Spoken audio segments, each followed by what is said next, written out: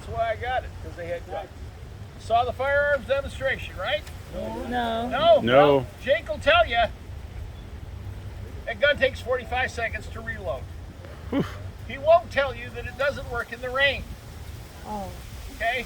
They're not too good on a heavy wind either. It blows your gunpowder all over the place. You could not hit the side of a barn unless you were in it.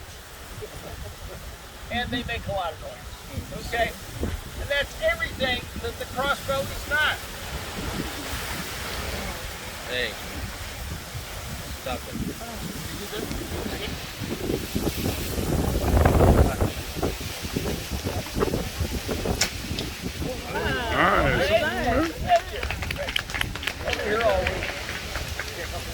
That bolt went downrange at 130 miles an hour. Okay, it was straight, it was accurate, it was quiet, and it was quick. Okay. Can you do it again? I will in a minute. This is an 80-pound draw weight bow. It's called a Maximilian. This is half the power of the bows the early explorers brought. The French, the Dutch, the Spanish, the Portuguese, the English all brought crossbows. They brought war bows. Bows of 100, 150, 200, maybe even as much as 250 pounds of torque. And unless you are the Incredible Hulk, some of those weapons you are not being able to draw without machinery. And those of you that can will not be able to do it for very long. Menendez brought 30 bows with him. They were 150 pounds of draw weight. I can fire one 5 times a minute. Okay. I'm 72 years old. Could I fire it that second minute? How about the third? Oh, heck no. But if I'm young, I'm fit, I'm a practiced crossbowman, I might be able to get 6 or 7 out in a minute, okay? And for a prolonged period, okay? So that's a lot better than one shot every 45 seconds. Now, throw into the mix a Native American with a bad attitude and a longbow. Now you're talking about 10 to 12 shots a minute, okay? So, against the musket, that's totally overwhelming. Throw in the crossbow with its power, its accuracy, its rate of fire, couple that with the flashbang of the musket. Now, as an explorer, you have a little better survivability chance, okay? Now, a war bow, it's going to look very much like this one, only on steroids, okay? The prod, it's going to look like a leaf spring off your car. The bowstring is going to be as thick as your index finger. It's going to be made of linen. This piece is called the stirrup, because you put your foot in it to hold the bow down. The stock is called the tiller, old bow tiller. The trigger is the tickler. Why? Press this up, releases this little rolling nut. That's what holds the bowstring back, okay? It's a little groove here on top of the bow where the ammunition lies, and that metal clip right there holds it in place. Now, these things have been killing people for well over 2,000 years before Pedro Menendez shows up in the New World. Okay? But by the end of the 1400s, these are now obsolete. The musket has replaced them. They go into warehouses, they become military surplus, and they gather dust for around 6 decades. And now you're into the 1500s where the age of exploration is really kicking off. And if you're an explorer, you have to raise money for your expedition. You got to buy ships, hire men, feed them, clothe them. You got to buy them weapons. Well, let's put it, obviously, new muskets are expensive. But ladies and gentlemen, I give you the BOGO of the Renaissance. Buy one, get one free, okay? And if you buy 2, we're going to throw in a medieval cannon. Okay? So that's how cheap these were. These were the backup weapons. This nasty looking little number is called a bolt or a quarrel. This is what crossbows fired. A lot shorter than a normal arrow. These were 12 to 18 inches long. A lot shorter than an arrow because of the span of the crossbow. These don't have to be long. But notice how thick it is. These things have to be durable because they take a beating that a normal arrow does not. When you draw and fire a longbow, that is smooth and fluid. Okay? You fire the crossbow, that string is going to hit this shaft like a hammer. Okay? So these need to be able to stand up to a lot of punishment. 2 feathers, as opposed to 3. so they'll lay flat on the surface of the bow. Points are retractable. They are not permanently affixed. When I'm going to war, I've got a perfect point right here for war. But if I want to hunt, that's not going to work. I've got to get your good old ubiquitous hunting points, the ones you see in movies and television.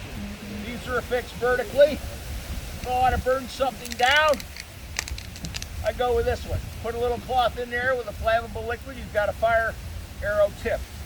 If I'm going after unarmored soldiers or natives, the flathead. And if I've got men wearing armor with the right bow, the bodkin will actually punch through that. Okay? So there's varying tips for varying jobs. If you're on the business end of this, it'll be coming at you at around 350 feet per second. It's going to be lethal up to 200 yards. And if this does hit you, it will sing nice and deep because they're heavy. Now you try to get it out, now you're in trouble. Because that's what happens. All you get is the shaft. Okay? These are disposable, folks. This part's let's go hunt. You got 600 settlers you got to feed here. You got 2 weapons to do it with. You have the very noisy 45 seconds on the reload musket. You have the very quiet 10 seconds on the reload crossbow. What do you think? The crossbow. Yeah. Put your foot in the stirrup. Pull the string back with both hands. That gives you even tension on the line. Slide the bolt into the groove, right up against the string. Now notice the clip keeps it in place. I can carry this around all day long. It will not impact the bow. Sit it on your shoulder, aim down the shaft. That's good. Thank you. And thus endeth the silent and deadly portion of our program. We'll turn it over to Kevin for the not so silent part. Thanks for coming out, folks. Hope you enjoyed it. Thank you. Thank you. Hey. Alrighty, guys. If you look on either side of me, you're going to see these 2 rusted iron barrels. These are muzzle loading cannons. And all that means is when you're preparing these weapons to fire, everything gets loaded to the front. First thing down the tube is going to be scoops of black powder. Then you wadding, finally your cannonball. Now everything got rammed to the rear. Now at the back of those barrels at the very top would have been a little hole. It's called a touch hole. You're going to fill that up with priming powder, you hit it with a match, you get a nice big boom. Now reloading, it's going to take you 90 seconds to 2 minutes. It's the same process, just add 1 extra step. You guys see this stick with a sponge on it? Yeah, between every shot, you're going to take this sponge, dunk it in a bucket of water, then you're going to swap your barrel out. Because the last thing in the world you want to do is take fresh black powder, shove it down an iron tube with red hot burning embers in the back of it. All right, you're going to do that once. But after your barrel swapped out, you're back to your powder, your water, your ball, your primer, and go. The 3 cannons we have mounted on these tabby pedestals are Spanish 9-pounders. Used to call them long 9s. And with the proper elevation off a fortified position, they could actually fire a 9-pound cannonball to their maximum range of almost 2 miles. And it is the top military technology of the 17th and 18th centuries. Now, the cannon we're shooting for you today, not so much. Guys, that one's called a 6-pound breech charge muzzle loading bombardetta. And the technology for that cannon is actually out of the 15th century. So as you can imagine, there's a lot of differences between that gun and these guns. But one of the biggest differences here, folks, is how you load it. You see the barrel on that cannon? That's actually open to both ends because your charging powder and your wadding is going into a separate container known as the powder mug or the servidor. And you can see a spare one standing upright next to the gun carriage. So once you've got the servidor loaded, you're literally going to pick it up and insert it into the back end of the barrel. Then you take a piece of wood, it's called the breech block. You drop it behind that servitor to hold it in place. Now while you're doing that, another member of the crew is getting the cannonball down the barrel, you prime it and fire. Now the only advantage that design has over the newer designs is reload time. See, each one of our cannons would have had 4 servitors assigned to it. So every time the weapon is fired, the expended servitor is removed and a fresh one's inserted in its place. That means a well-trained crew of 5 could achieve and sustain a rate of fire, on average, of 2 rounds a minute. And for the 15th century, that is wicked impressive. But it's not so impressive, however, the capabilities of the 6-pound iron cannonball. Would you like for me to demonstrate for you, the eager audience, the capabilities of this 6-pound iron cannonball. Yes, Yeah. definitely. All right, I want you to brace yourselves because this is going to be like the most exciting part of your entire weekend right here. Give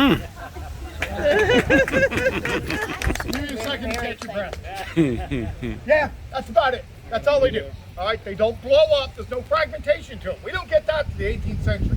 Literally, that is a solid iron shot flying through the air looking to punch a hole in something.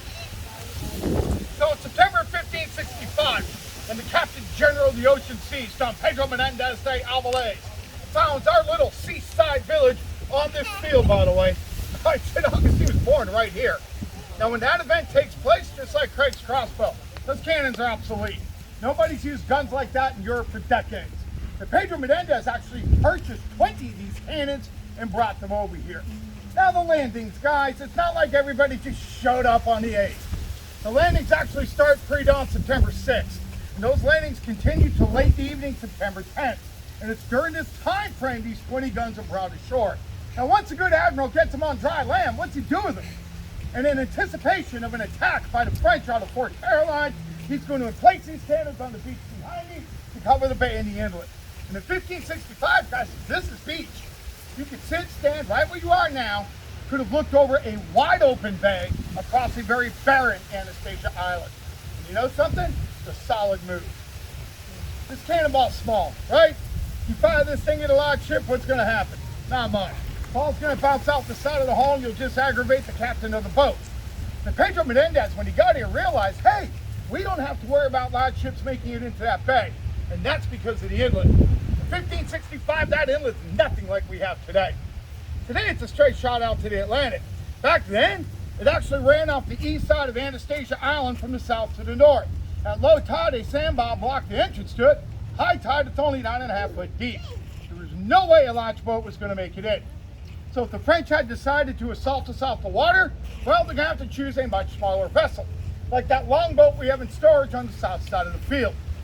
Now that is a ship-to-shore boat, and every sailing vessel of the era will have a boat similar to that with them. Guys, this ball is going to come out of that gun at just under 400 miles per hour. It is going to smash through something like that like it's made of cardboard. And if you're inside that boat when that's taking place, you're having a horrible afternoon. And think about it, 20 guns, 2 rounds a minute. That's a lot of this iron shot screaming across that bay at any given time. Ball strikes below the waterline, longboat starts to sink. That's what most Europeans in the 16th century can't do. Swim. You survive all that, congratulations. Once you get about 150 yards out, we're storing away these cannonballs. Now we're breaking out the grape shot. We've just converted our 20 cannons into 20 rapid firing shotguns. Yeah, she's obsolete by 1565, she was. Those bombardettas were more than adequate to defend this position. Now maximum range on our cannon is nothing to brag about, approximately 1 mile.